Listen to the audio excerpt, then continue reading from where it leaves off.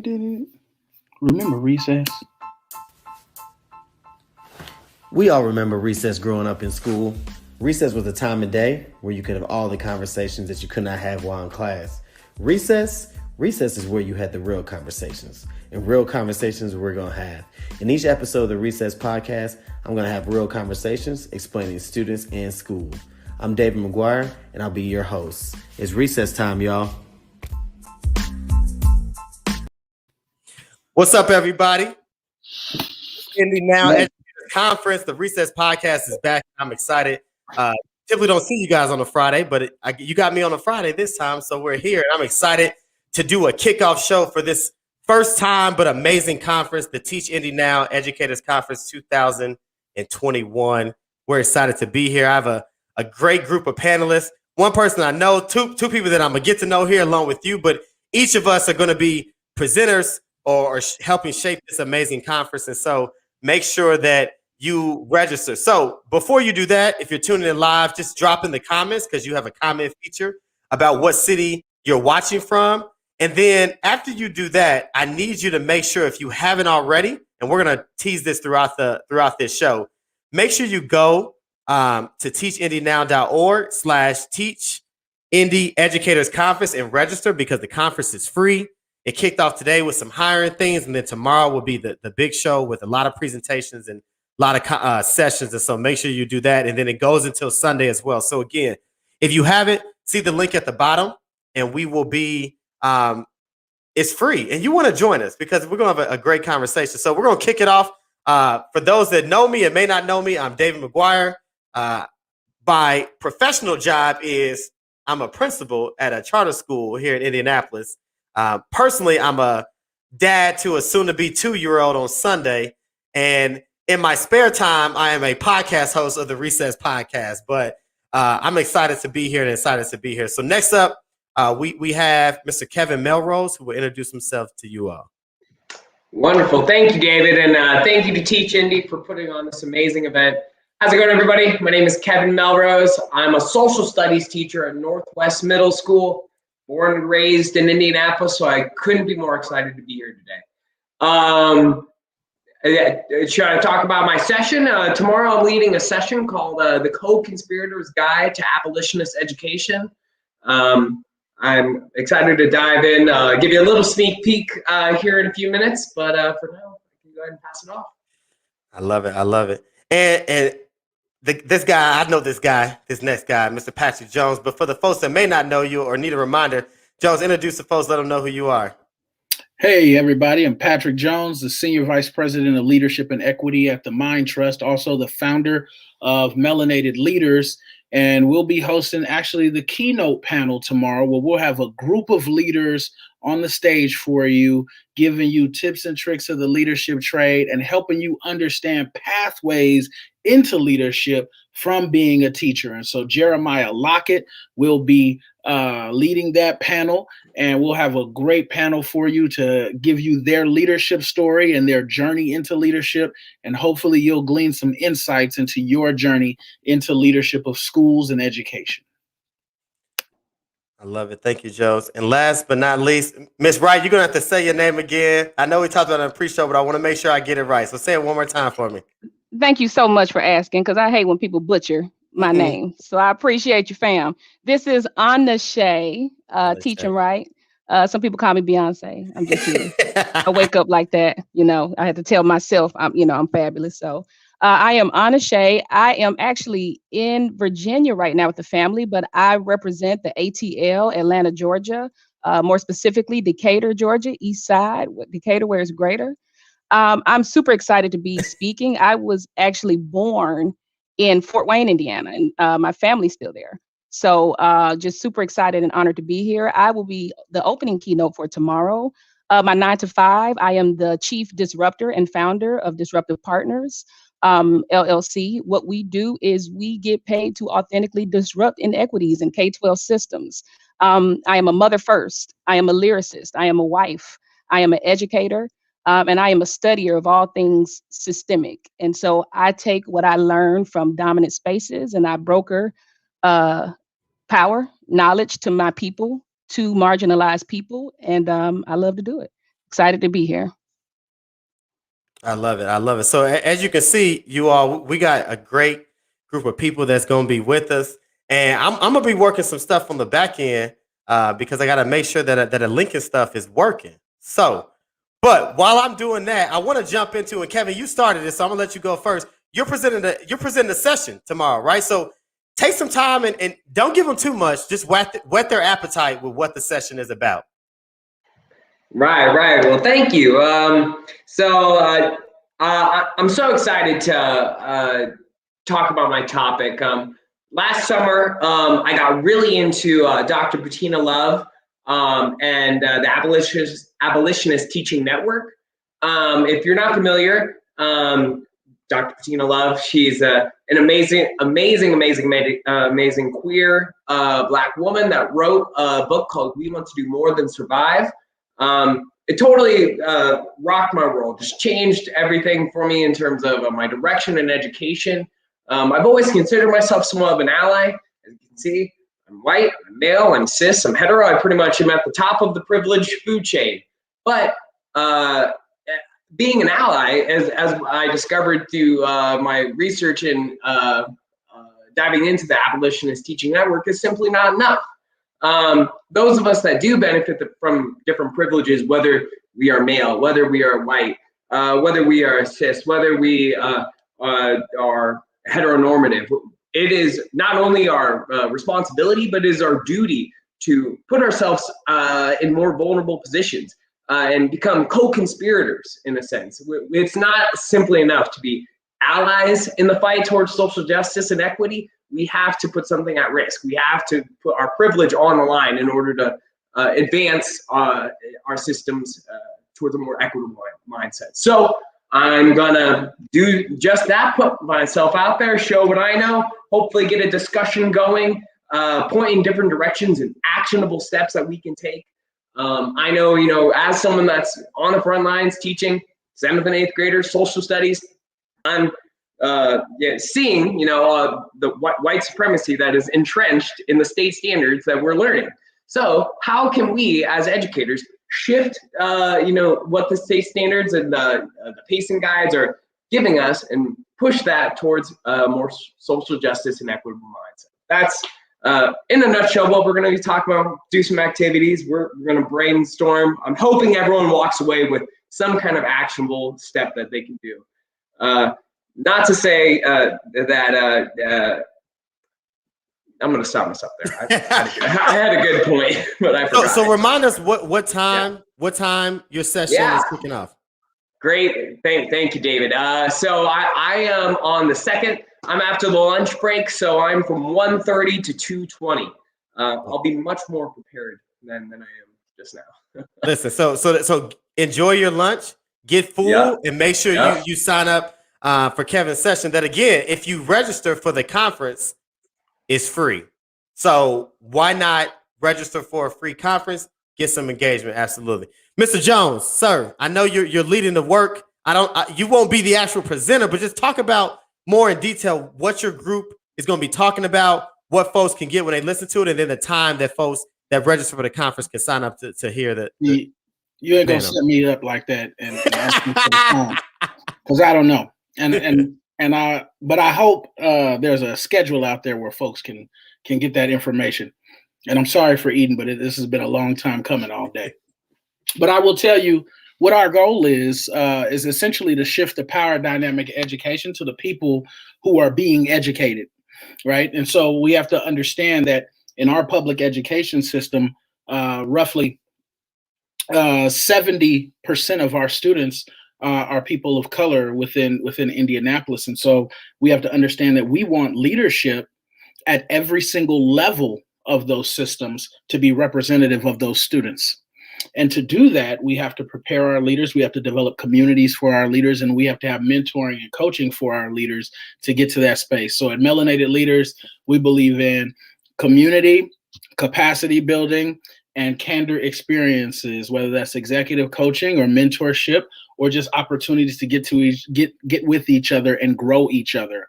And so with this experience that hopefully we'll have tomorrow, God willing, we will have our leaders expose to you what their journey was like. I think a lot of times what we see is we see folks in these positions and we have no idea how they got there. And we want to reveal and pull back the curtain on their experiences so that other folks can see what their journey might look like to that. Because what we have to understand, and it's imperative that we get into leadership for our students. They have to see us there. Because we know that when there is a leader of color in there for our students, they're more likely to hire teachers of color. And the research around teachers of color say kids are more likely to go to college. They're more likely to finish high school. They're more likely to have a higher GPA. They're more likely to be put in gifted and talented classes. In effect, they're more likely to be believed in. And so we want to make sure that leaders get in place so that it has a trickle-down effect on the rest of the system. And like I said, our goal is to put a leader in every single stage and every single level of that system so we can start disrupting that system from a power dynamic perspective. So hopefully you'll get a sense of some of these stories on how these folks came to be leaders, and you'll start to see some of those steps within your journey and then figure out your journey. And you'll get these people's names, give them a call, send them an email. They'd be more than willing to talk to you about further about what their journey is. And I bet you'll find a mentor or two from the bunch.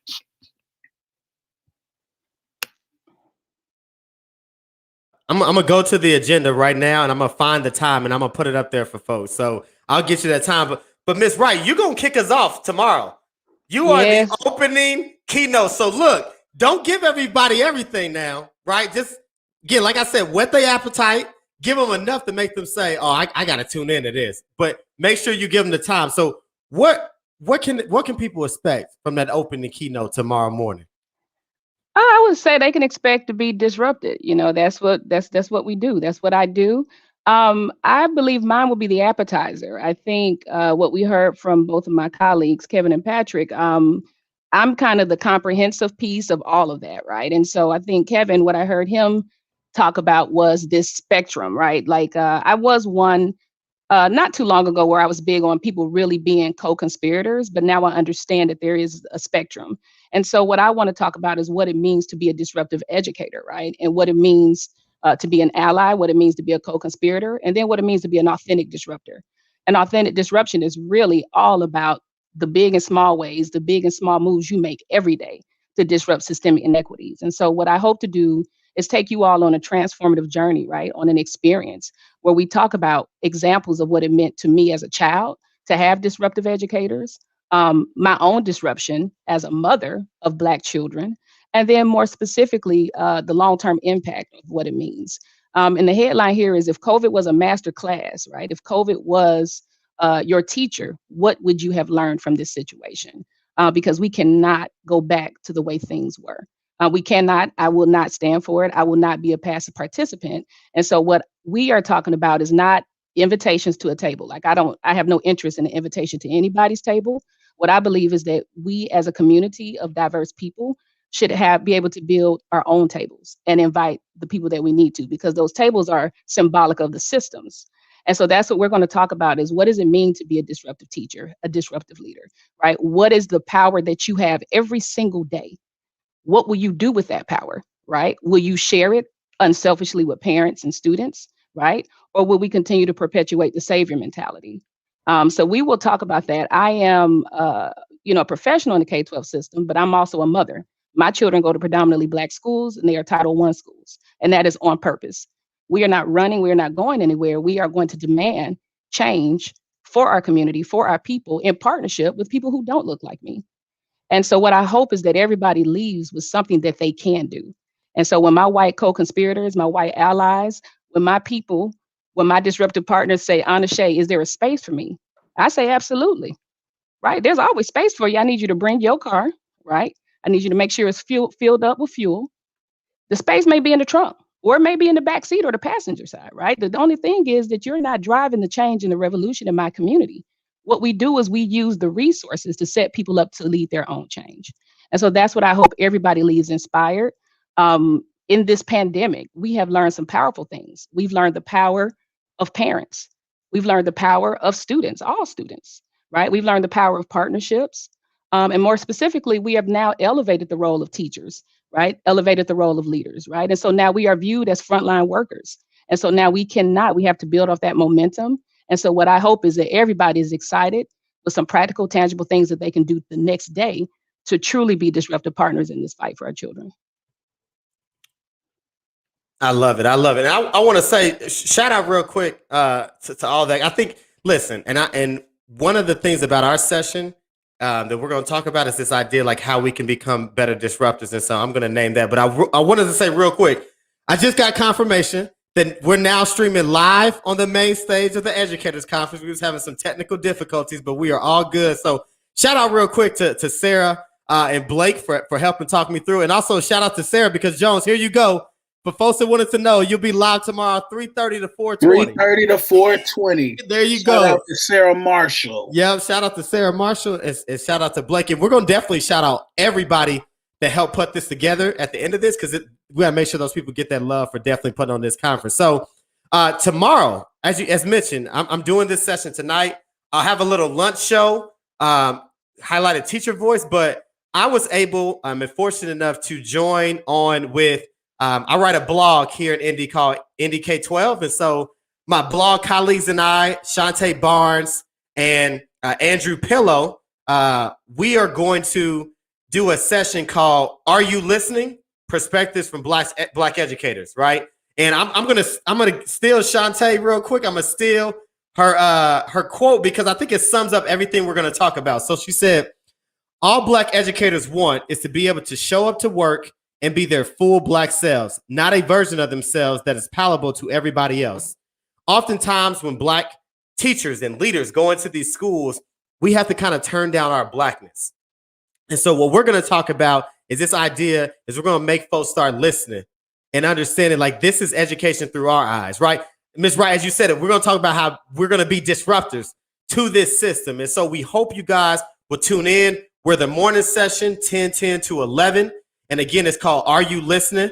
Perspectives from Black Educators. And so that will be our session. Again, hope you will tune in. It will be an open dialogue. So we'll talk. We hope you will join with us. We're just going to have a discussion. We want, Black educators, brown educators, white educators to just come and hear this dynamic talk. And so again, that's 10 to 11 tomorrow. So, those are the sessions. So we got our sessions out the way. And so now we're going to have a little conversation about the 10 minutes that we have. And so I have a question for the group, and it's the open forum. So let's just discuss. The question says, while after a year plus of education through a pandemic, why is it important for there to be a conference geared toward teachers and built by teachers? And then how do you see this conference kickstarting how we reinvent education for our children? So again, why is this important to have this conference for teachers built by teachers? Yeah. I'm going to jump in. I definitely would say, because the power is in the sum of us, not any one of us, right? And so the system will make you think, right, that you're supposed to be doing this stuff, individualistic, when really the power is in the collective. And so you need to be in community, number one, right? You need to be in community. I think number two, you need to welcome divergent thinking, right? This conference is where we'll all share things, right? And you may agree, you may disagree, but the power is in the ability to be able to receive a perspective that is different from yours, right? If you don't get something that's different, you're doing more of the same, right? And so there's disruption as an accelerator of change. And so that's what COVID has showed us. It has showed us the power of critical thinking, right? When stuff hit the fan, when everything hit the fan in March 2020, right, there was no master plan, right? And you had to think critically, and what we saw were Black people really lean into who we were as a collective people, right? Mm-hmm. And what it made us do was to get together and get clear on our collective demands, not just your kids, they kids, my kids, but collectively, what do we want for the greater good of our communities and schools? And so that's when people, even when we talk about how we show up, I show up blackety blickety black wherever I go, right? And I make no apologies for it. I make no apologies for it, right? Because as long as I do not negate the humanity of another person, right? I don't focus on the anti part, I focus on the pro part, right? And because I'm pro-Black, that is part of my humanity. And because I'm pro-human, I'm pro-Black, I'm pro-Latinx, I'm pro-LGBTQ, I'm about life, right? But you don't have to die to your Blackness to rise into humanity. And so I just think this is the conference to really embrace the promise of people. I don't need to hear another statistic about what Black kids can't do, because for every one statistic that you have of what we can't do, I'm gonna give you 20 for what we can. Historically, we are dope, right, as a people, right? And what we want is other people to understand that. So that is why I'm super excited about this conference. Kudos to you all for doing it, because the power is in the sum of us. Listen, I say that all the time. Like, I tell our students, right? You guys come from rich and powerful people that built the pyramids. What you mean you can't do this math, right? These people designed and built pyramids, right? And they have to understand you have the blood of kings and queens running through your veins, but the system, right, that we're trying to disrupt will have you think you just have the blood of slaves. But here's the thing, even in that blood of slave was power, right? Yeah. Even in that blood of slave was power and things like that. And so you're right. This conference is about highlighting, right, all of those great things. And when you take it in the standpoint of teaching, right, in a time where, teachers were beat up on, and I'm a school leader, and I know I beat up on a few teachers too, right? But the resolve, right, the bounce back that teachers show, because I always say, look, if you fall down, you fall on your back. If you can look up, you can get up. And this pandemic knocked a lot of people down. But guess what? We're starting to come back up, and we're starting to rise. I want to say one thing too to Kevin. Kevin, shout out to you, my brother, because let me tell you something. I ain't nothing like my white co-conspirators. Come on, I tell them all day, get your people, right? And so for me, it ain't about trying to help save little Black people from ourselves. Like, we got our own, thing that we do, right? But we need co-conspirators who are well equipped to handle their people, right? Because when a Black woman trying to help some white folks, like, that's not my lived truth. I'll never be a white male in this country, right? And just, so I just appreciate and shout out to you for doing what you need to do with your people, so that we can make sure that we are doing what we need to do to empower, and not empower our people. They're already powerful, actually, to equip them to leverage the power that we've always had. Absolutely. So Kevin, I'm gonna kick it to you, man, because that's right. But when you think about this conference, right, designed for teachers, built by teachers, right? Why do you think that's important? Then how do you see this reinventing, right, the way we do education on this other side of this pandemic? Man, I am humbled and reinvigorated going into this weekend. We're getting into it. This is going to be fun. I am so excited. But I want to go back to a point that you said, Anashay. We can not go back to the way that things were. That is not an option. And so moving forward, next fall, we don't know what the direction of education is going to head like. But who do I want making those decisions? It's people that understood what teaching in a pandemic was like. It's people that understand the issues that are complex regarding race, gender, class, socioeconomic status, religion. I do not want anybody that stands to make a profit making these decisions. I want people that with real experience, whether they're teachers, administrators, but people that are here and organizing this conference. Those are the people that should be the change makers within, at minimum, this community, but ideally in this country. And I think starting locally and building up as we are is the best way to have that change actually become and actualize itself. And so I'm so excited that this is what we're talking about. This is the direction we're going. Look, like I love it. That's so true. And again, so to close us out on this thought, right? Before we get to our last thought. So Jones, when you think about this, right? This conference designed for teachers, built by teachers, right? But then like we've all agreed, we can't go back to the way things used to be. How do you see this conference being that kickstart to how we reinvent, reimagine, redo education, the next time around? Yeah. When I think about this, I think about the collectivism that Ms. Wright talks about and Kevin talk about. And I think if we believe in the agency of the principal and the school leader, and if we believe in the agency of the student, I've heard a lot of talk about that, then we likewise have to believe in the agency of the teacher. And the power is when all those things come together and we find the threads that we all believe in together. That's where the power is going to come from. So when we talk about this idea of collectivism and when we talk about working together, we don't have to agree on charter schools. We don't have to agree on which curriculum you're going to use. We don't have to agree. What we do have to agree on is the things that we do agree on. Children are humans. Children have to be treated with dignity. Teachers, administrators, parents have to be treated with dignity. If we can agree on those things, where are the common threads that bind us? If we can hold tight to those things, those other problems will pass because we'll be headed in the same direction. And so I think we have to understand that this is important because it brings forward the agency of teachers in an authentic and real way so we can understand what is coming up for them, what's important for them. This is their space. I was a teacher for 10 years, and I can tell you a whole lot came up for me. And I had administrators who were willing to listen. I had administrators who took me under their arm. I had administrators who were willing to let me speak and hear my voice so that I can move forward for the children that I served. And so with that, I would say this collectivism is really missing the teacher voice. And once we have that teacher voice, we can tie it to that student voice, and we can tie it to that administrative voice and that parent voice. And then we can see what we can build from that binding of everybody's thoughts together. Man, I love it. Like you said, and I want to make sure we're not remiss and add one more stakeholder in that, because it is the Teach Indy Now Educators Conference, right? And we want teachers and administrators and stakeholders to come. We also want parents.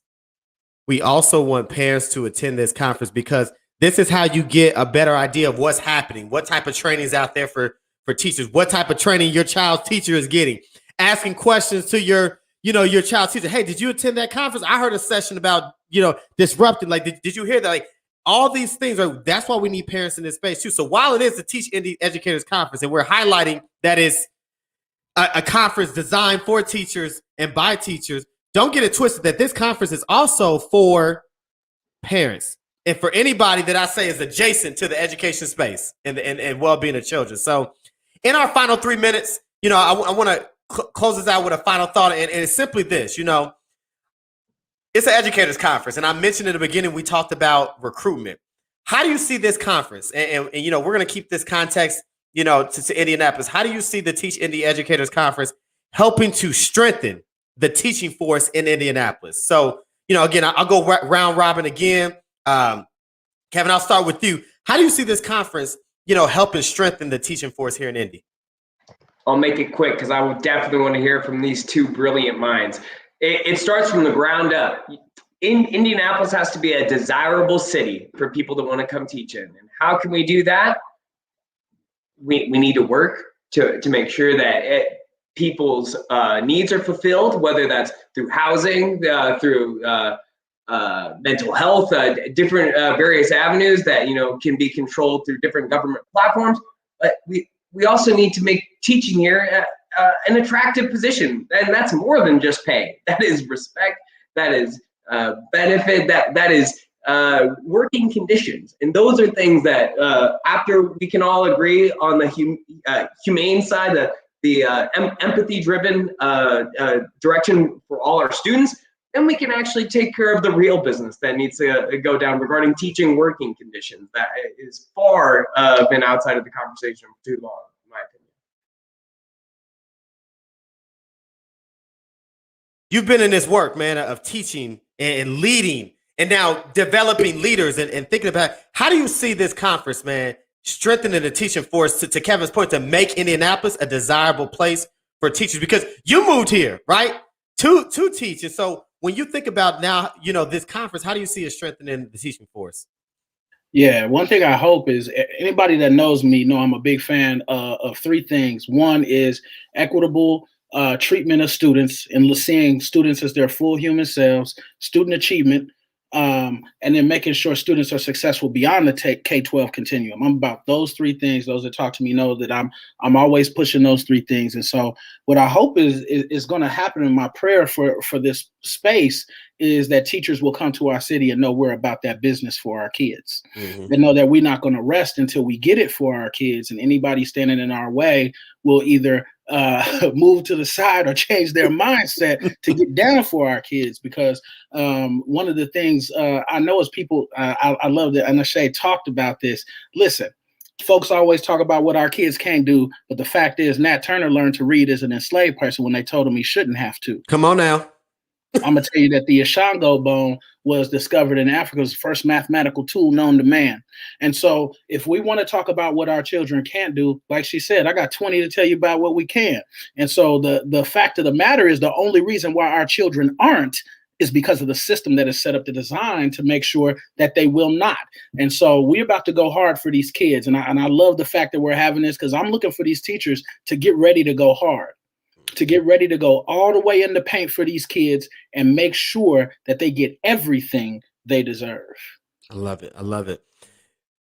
Miss Wright, close us out. You said, you live in Atlanta, right now, and you probably travel. When you think about this conference, how do you see this conference helping to shape the teacher force here in Indy? Listen to what Kevin said and what Patrick said. Like, how can a conference like this be that piece that says, yeah, this is probably a place I do want to work? Yeah, I mean, the collective brilliance of everyone, right? We have led for so long with the deficit of everything, right? Like, what percentage of Black kids, 2.5% in fourth grade, reading below grade level, according to NAEP. I mean, I think what this conference will elevate the collective power of everyone, right? There's something we all can do, number one. Number two, shifting that mindset from the savior mentality, which is what the system has done, to a servant leader mentality. So I think that's the second thing. And I think the third thing, again, is just coming right off of COVID. COVID showed us that now, to your point, parents are now being viewed as partners, powerful partners. Mm-hmm. And I got so sick of people asking parents, well, what do you need? What do you need? Like, you saving us. I'm like, no, you should be asking me, what can I do for you? Right. Mm-hmm. Because I'm the expert on my child, because I follow my child from birth until. So now we have these things where you have a conference where you are training teachers to welcome. Like, is your district ready for 1,000 Anashays coming to your door? Right. Mm-hmm. Set teachers up to be ready for that. Right. People talk about empowerment. You better be ready for the empowered parent, because you looking at her. Mm-hmm. Right. And so the other thing is, too, elevating the voice of teachers. We saw teachers give their lives for children. Right. Elevating the role of them as servant leaders. Right. To be able to, and I think this is what Patrick said, to be able to innovate in your teaching. Right. When kids can now freestyle, lyricists, do all these different things that you were so confined and didn't have the agency and autonomy to do before. So we will be able to tap into the talent, the skills, the gifts of our educators, taking care of teachers and leaders, but also partnering with parents in powerful ways, not punitive and condescending as it has been done before. So again, ashe to all of you all for this. I am super excited and honored. Absolutely. Listen, and I'm going to shout out the partners that helped put this together. And I just want to say this, a quick thing. As someone born and raised in Indianapolis, Indiana, right? West Side, born and raised, East Side adopted, right? I am the city.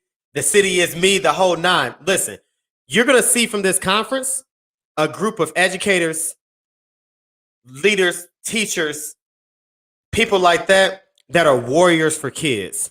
I'm starting this new thing that we are being warriors for kids. As Jones said, people that's going to go hard in the paint for children. That's going to hold children to the highest standard, but wrap that up in a large blanket of love. I'm going to let my students know that, yes, we are in a pandemic. Yes, your parent is working 2 or 3 jobs. Yes, you're running out of food. But guess what? You're going to get this education today. Because God, by chance, if we have another time where there's a pandemic, you will have positioned and equipped yourself that you can keep going, that you can make sure that your children are fed and your house is taken care of. That's what I'm aiming toward. That's the carrot I'm aiming for my kids. If we have another COVID-19 when you are an adult and people are losing their job, that you position yourself where you won't even miss a beat. And then you can help other people who are struggling. That's what this is about. That's what our cities is about. That's what you're going to hear. You're going to hear things about how to do better in virtual settings, how to do better in the classroom, how you can be a disruptor, how you can be an ally, how you can elevate the teaching force, how you can make sure you hear from perspective of people. You're going to get all of that in that conference. So I hope, as you see here on the ticker, register for the conference. It's free. And those that are registered, my ask is for you to get 3 people, 3 of your friends to register. And if we can do that and keep that domino going, we're going to make this conference a great thing. I want to make sure before we leave that I highlight and celebrate the sponsors who helped put this on: Buzzworthy LLC, the Educate Me Foundation, NO Power, Teacher's Treasure, and our title sponsor, the Mind Trust. Thank you, thank you, thank you to all of you that poured your talent, your treasure, and your time into this. We appreciate it. Also, don't forget, there's going to be tons of giveaways. Tomorrow, there's going to be awards given out to teachers for all their great work. So again, make sure you tune into the conference to hear how they're celebrating teachers. And as I always say on the Recess podcast, and this pretty much goes for what this conference is about: create the platform, control the conversation, and change the culture. Make sure you register for the free conference. And it's been great. Take care, everybody.